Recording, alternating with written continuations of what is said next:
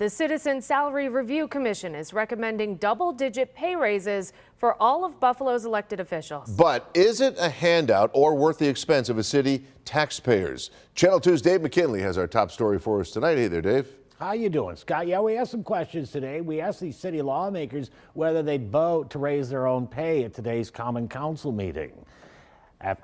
The commission says it arrived at its numbers by averaging the 4-year rate of raises given to unionized city workers, the 4-year inflation rate, and by looking at several other cities, which it said were comparable to Buffalo in size and the responsibilities held by their elected officials.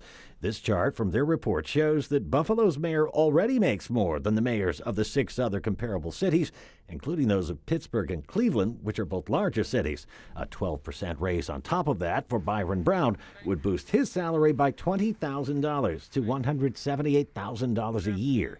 Common Council members would see their pay boosted by more than $9,000 to $85,000, and they are the ones who will ultimately decide. One we spoke with says now is not the time. Looking at the proposed tax increase, I don't really feel comfortable with giving myself a raise right now. So right now I'm considering voting no. But another who's not seeking re-election said he'd have no problems with this. I think it's pretty fair and reasonable.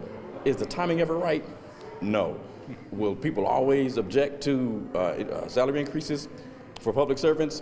Probably yes. But at the end of the day, I believe that's warranted.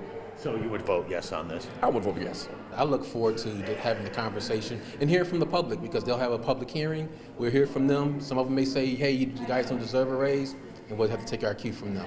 How would you come down and vote on something like that? Well, we just got it the other day. Have to look at it in depth. Do you think you guys need to be paid more?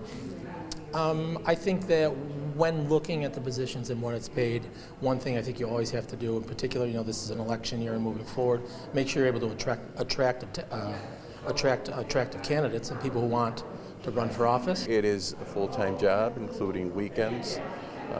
We give out pay raises to union employees and exempt employees, to the point where some of our support staff are making more money than the council members. Know that these raises, if approved, would add $137,000 a year in salaries to the city budget. But that's a figure representing less than 1/4 of 1% of the entire city budget. Dave McKinley, Channel 2 News.